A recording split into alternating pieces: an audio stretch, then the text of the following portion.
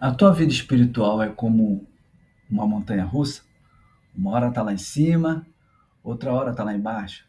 Um dia você quer ler a Bíblia, quer orar, quer ir à igreja, quer estar com os irmãos, e no dia seguinte você não quer saber nada de Deus, nada das coisas espirituais. Isso é muito preocupante, e o teu destino pode ser uma morte espiritual. Então, se você é novo aqui, eu sou o pastor Luiz, e nesse canal eu falo sobre a simplicidade do Evangelho, sobre as coisas simples da Bíblia, pegando a teologia e aplicando na prática no dia a dia, sem complicar as coisas. Este vídeo eu vou falar sobre o livro de Juízes e nós vamos aprender o quanto a nossa fé oscila e o quanto isso é preocupante e também como quebrar esse ciclo de oscilação. Tá bom? Eu vou colocar uns slides aqui, você pode acompanhar, eu acho que você vai entender melhor e eu tenho certeza que vai ser abençoado. Vamos lá, gente. Vamos pensar nisso. Vamos ter algumas informações do livro de Juízes importantes, mas o nosso principal tema é por que vivemos altos e baixos na vida espiritual. O livro de Juízes vai nos ensinar muito isso. Preste bastante atenção. Eu quero começar dando na introdução aqui alguns dados importantes para vocês entenderem o livro quando forem ler na próxima vez. Aí vamos falar da data aproximada da redação, que é entre 1045 a.C. a 1000 a.C. O autor não declarado, mas as tradições, em especial um compêndio de ensinos, o chamado Talmud, sugere que seja o profeta Samuel, inclusive ele foi o último dos juízes, ele acompanhou o final do tempo de juízes e o início da monarquia, inclusive foi ele que ungiu o, o rei Saul e também o rei Davi. Nós temos aí o local provável, Israel, durante o início da monarquia. Vamos ver uma informação importante aqui agora, que fala sobre o motivo da redação. Por que, que o livro provavelmente foi escrito? É preservar a história da liderança antes da monarquia, né? Mostra como Israel era governada antes de ter reis, era pelos juízes. Em cada região, de cada tribo existia um juiz levantado por Deus. Devemos também mostrar o ciclo do pecado, arrependimento e livramento, né? Todo esse ciclo a gente vai abordar mais à frente e vai aplicar isso na nossa vida também. E demonstrar a necessidade de uma liderança estável, prenúncio do desejo por um rei. Além da introdução, nós temos informações importantes aqui. Por que se chama juízes? O que significa o nome juízes? Bom, vem do hebraico shoftim, que significa tanto juízes quanto governantes ou libertadores. Esses líderes não eram juízes no sentido jurídico moderno, mas libertadores levantados por Deus para livrar Israel da opressão. Vamos ver isso em vários momentos do livro, que tem um inimigo se levantando contra Israel. Aí Deus enche um homem e uma mulher, nós vamos ver essa mulher também, do Espírito do Senhor, e ele vai para libertar o povo da opressão. Mais uma importante informação, período histórico. O livro cobre aproximadamente 300 anos da história de Israel, de 1380 a 1050 a.C., entre a morte de Josué e o surgimento da monarquia com Saul. Quem lê o livro de Josué, no final ele relata a morte de Josué. No início do livro de Juízes, nos primeiros capítulos, também fala sobre a morte de Josué e aí a forma como Israel foi sendo liderado pelos juízes. Verso-chave do livro, Juízes 21, 25, grava isso aí que é importante, você vai entender muito o livro quando entender esse texto. Naqueles dias não havia rei em Israel, cada um fazia o que parecia certo aos seus próprios olhos. E esse período de Juízes é um período tribal. Esse texto ele resume praticamente o texto todo, por isso que é um versículo-chave, onde não havia um rei, não havia um comando único. Eram as tribos, praticamente cada um por si. E aí uma tribo era atacada por um determinado opressor e levantava-se um juiz direcionado por Deus, cheio do Espírito Santo, para libertar. E quem eram esses juízes? Eles eram em quantos? Nós temos seis, assim, vamos dizer assim, destacados como juízes maiores pelo tempo, e temos outros chamados juízes menores pelas poucas informações acerca deles. Acompanhe comigo nesse quadro. Aqui nós temos 4 colunas nessa tabela que eu montei. Uma fala sobre o povo opressor, ou seja, aqueles que se levantavam contra os filhos de Israel. Qual era o tempo de opressão? Nós temos o juiz, que foi levantado por Deus para poder libertar o povo, e temos as referências bíblicas. Vamos ver aqui a primeira que eu separei aqui. Cusã Risataim era o rei da Mesopotâmia. Ele oprimiu durante 8 anos, e o juiz levantado por Deus foi Otiniel. E aqui nós temos a referência, Juízes capítulo 3, do 7 ao 11.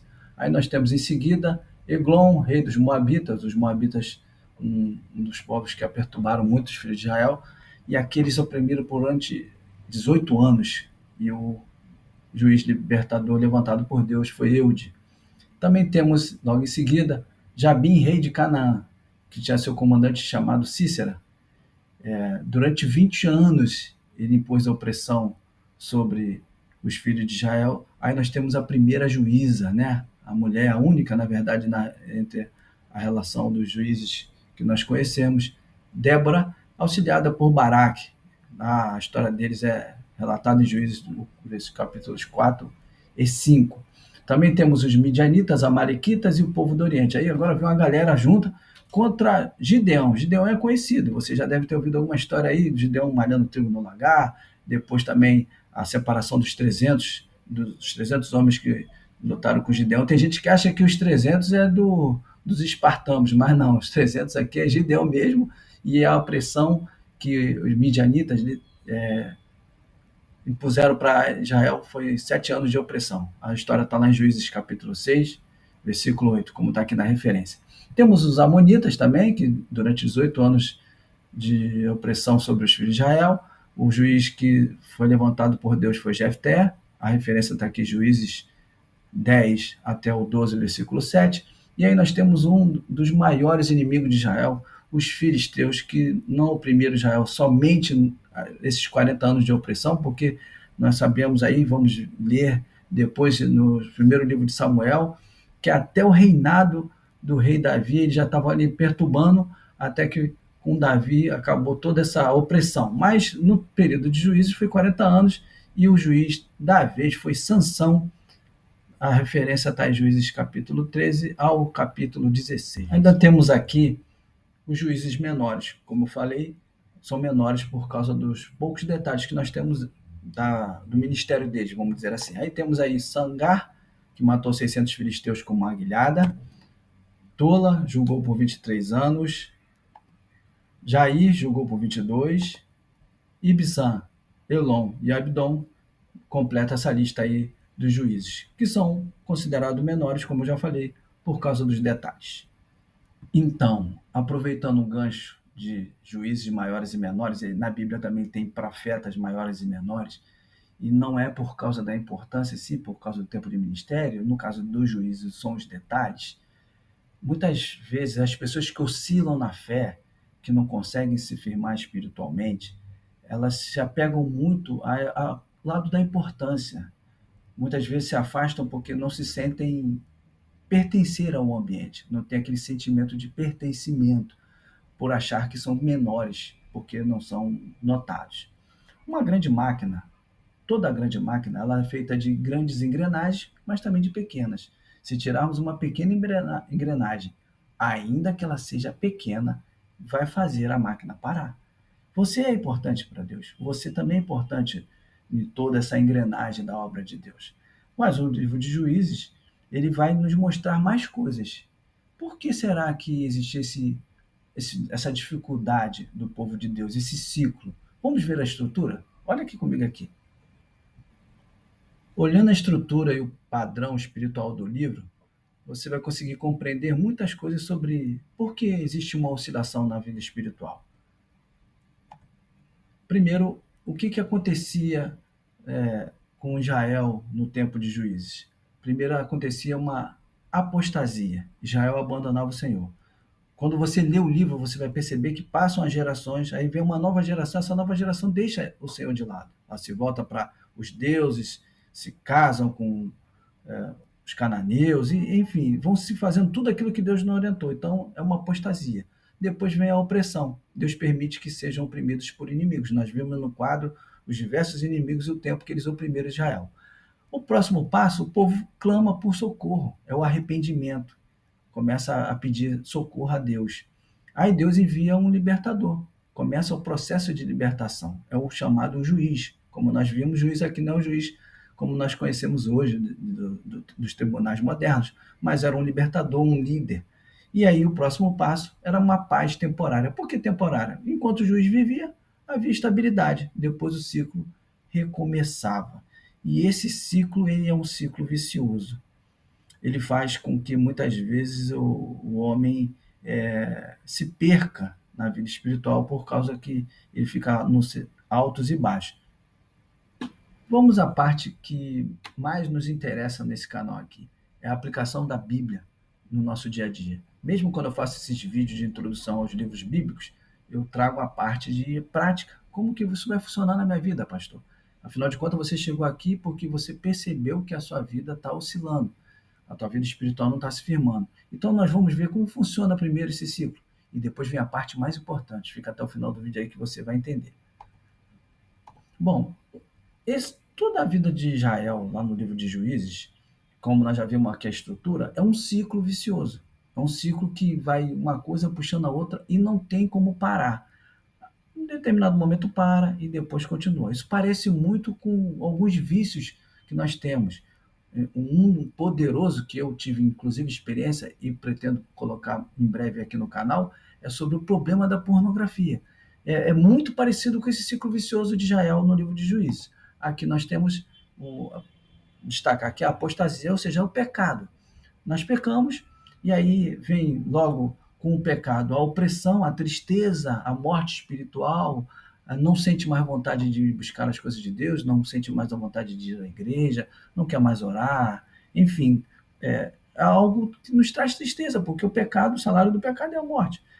Aí, a partir do momento que a gente sente que isso está ruim, poxa, não é essa vida que eu quero voltar para Deus, eu estava feliz. É como o filho pródigo, está lá desejando comer as bolotas do porco. Poxa, eu não posso ficar assim, aqui não é o meu lugar. Aí nós passamos para o passo seguinte do ciclo, que é o do arrependimento, onde a gente vem a tristeza.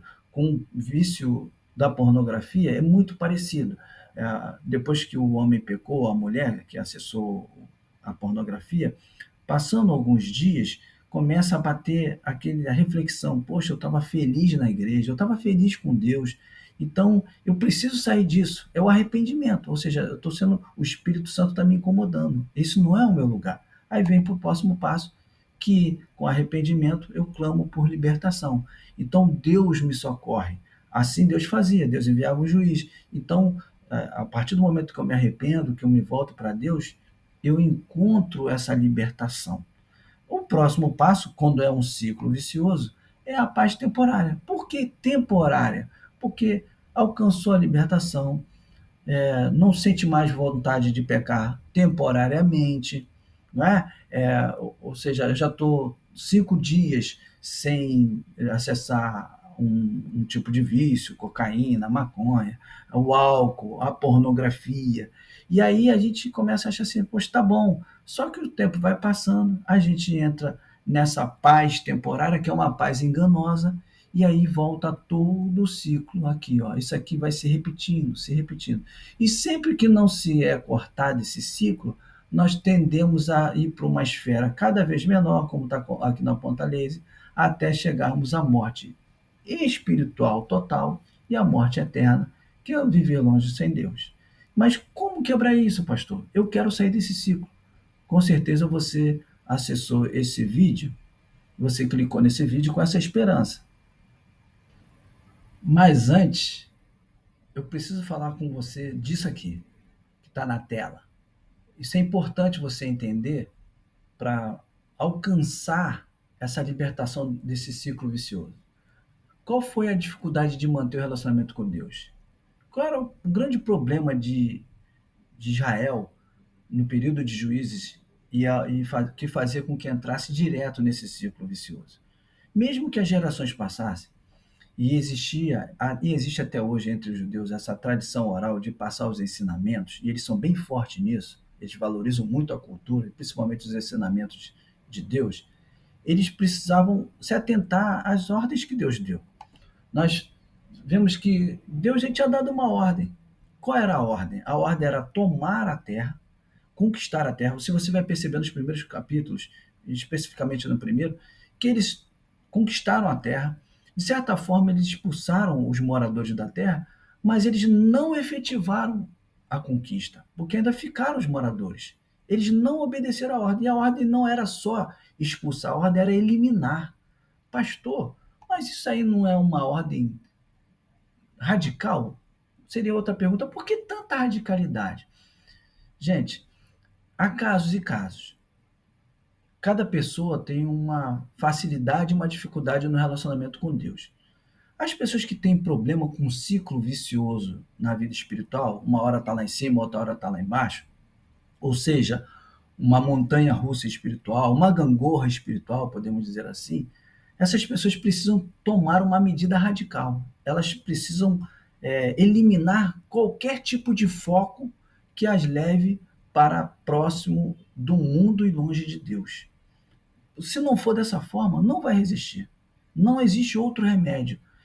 Por isso que Deus, ele sabia que se Israel tomasse a terra prometida, conquistasse a cidade, mas permanecesse com alguns dos moradores que lá estavam, os cananeus, os perizeus, os famosos Zeus que estavam aí, Deus sabia que Israel ia se contaminar. E foi o que aconteceu. Os filhos de Israel adoraram os deuses cananeus, ou seja, Baal, Astarote, Aserá, e também se casaram, ou seja, eles se misturaram. Nós vamos ver um grande apelo na Bíblia, a direção de Deus na Bíblia, para que nós possamos ter relacionamento com Deus, e eu botei entre parênteses aqui santidade, mas eu vejo santidade, eu chamo de relacionamento com Deus, ou seja, vida com Deus. Eu vejo na Bíblia que para ter uma vida com Deus eu não posso ter meio termo.